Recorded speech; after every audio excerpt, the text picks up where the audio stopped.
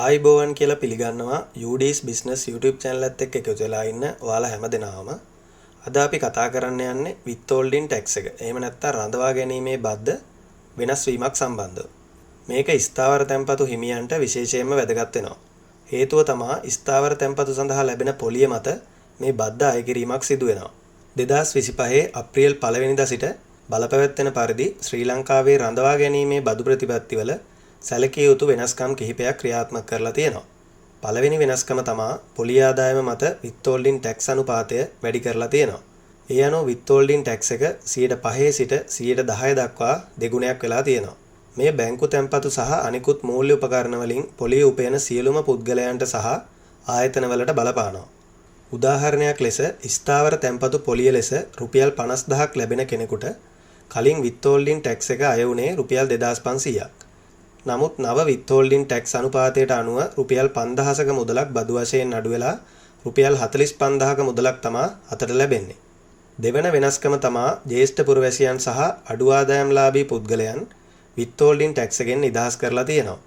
නමුත් ඒ කොන්දේසි වලට යටත්ව තමයි නිදහස් කරලා තියෙන්නේ. අපි බලමු ඒ කොන්දේසි මොනවද කියලා.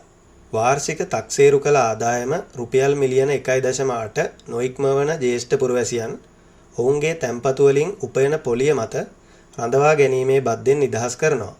ඒ වගේම වාර්ෂිකව තක්සේරු කළ හැකි මුළු ආදායම රුපියල් මිලියන 1.8 නොඉක්මවන අනිකුත් පුද්ගලයන් ඔවුන්ගේ පොලි ගෙවීම් වලින් අඩු කරන ලද ඕනෑම රඳවා ගැනීමේ බද්දක් ආපසු ලැබීමට සුදුසුකම් ලබනවා. නිදහස් කිරීම හෝ මුදල් ආපසු ගෙවීම අපේක්ෂා කරන පුද්ගලයන් සඳහා එම ක්‍රියාවලිය විස්තර කරන නිශ්චිත මාර්ගෝපදේශ දේශීය ආදායම් කොමසාරිස් ජෙනරාල් විසින් ඉදිරියේදී නිකුත් කරනවා කියලත් සඳහන් කරලා තියෙනවා. තුන්වෙනි වෙනස්කම තමයි ජ්‍යෙෂ්ඨ පුරවැසියන් සඳහා මැනුවල් ෆිලින් ඔප්ෂන් එක. එහෙම නැත්නම් අතින් ගොනු කිරීමේ විකල්පය ලබා දීලා තියෙනවා. ඩිජිටල් ප්ලැට්ෆෝම් එක ජ්‍යෙෂ්ඨ පුරවැසියන්ට ඇතිවිය හැකි අභියෝග හඳුනා ගනිමින් 2024-25 තක්සේරු වර්ෂයේ සිට තම ආදායම් බදු ප්‍රතිලාභ ලබා ගැනීම අතින් ගොනු කිරීමට දැන් අවසර දීලා තියෙනවා. මෙම වෙනස්කම් මගින් අඩු ආදායම් ලාභීන්ට සහ ජ්‍යෙෂ්ඨ පුරවැසියන්ට සහන ලබා දෙන අතරම බදු අනුකූලතාව සහ ආදායම වැඩි දියුණු කිරීම රජය විසින් අරමුණු කරලා තියෙනවා.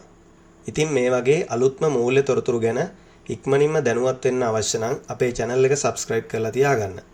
ඒ වගේම මේ ගැන ඔයාලගේ අදහසත් කමෙන්ට් එකකින් දාන්න. මේ වගේ අලුත් වීඩියෝ එකකින් ඉක්මනින්ම හමු වෙමු.